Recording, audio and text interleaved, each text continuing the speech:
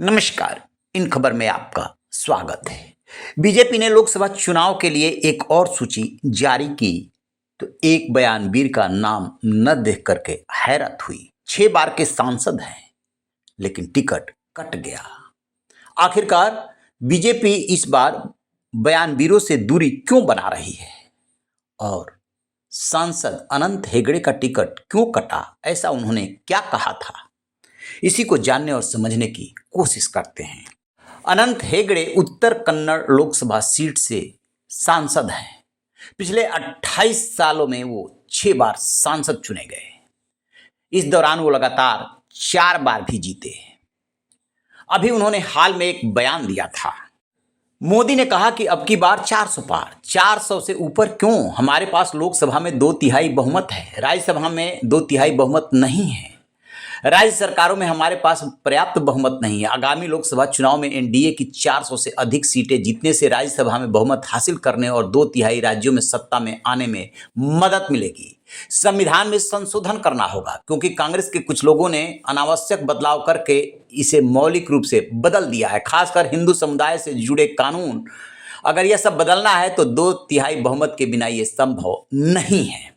जैसे ही अनंत हेगड़े ने मार्च में ये बयान दिया, वैसे ही उनके खिलाफ धरना प्रदर्शन शुरू हो गए।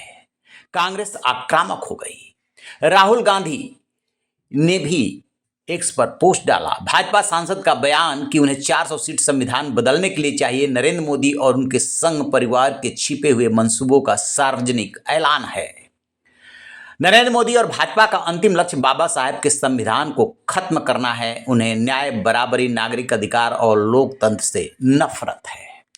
बीजेपी ने अपने सांसद के बयान से दूरी बना ली। कर्नाटका बीजेपी ने एक पोस्ट डाला, स्पष्टीकरण की बात कही और ये कह दिया कि उनका निजी विचार है।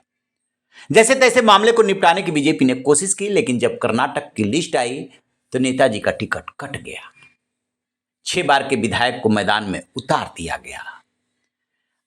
इसके अलावा आप गौर करेंगे तो पाएंगे कि जो बयानवीर हैं उनमें से कई के टिकट कटे हैं। याद कीजिए, दिल्ली से रमेश बिधूड़ी, प्रवेश साहिब सिंह वर्मा और भोपाल से प्रज्ञा ठाकुर, 3 के टिकट पहले ही कट चुके हैं।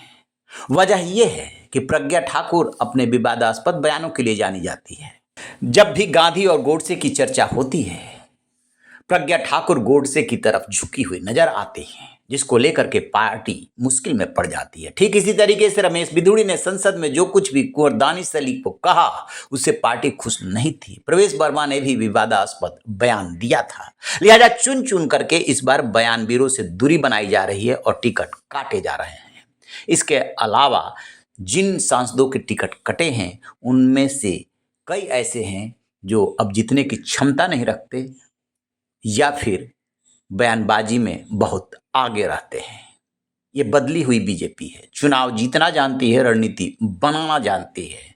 फिलहाल ऐसे बयानवीरों से दूरी बना करके वो संदेश दे रही है कि विवादास्पद बयान देने वालों की खैर नहीं। आपकी क्या राय है? कमेंट बॉक्स में जाकर के कमेंट जरूर कीजिएगा। रहिए बेखबर, देखते रहिए इन खबर। Thank you.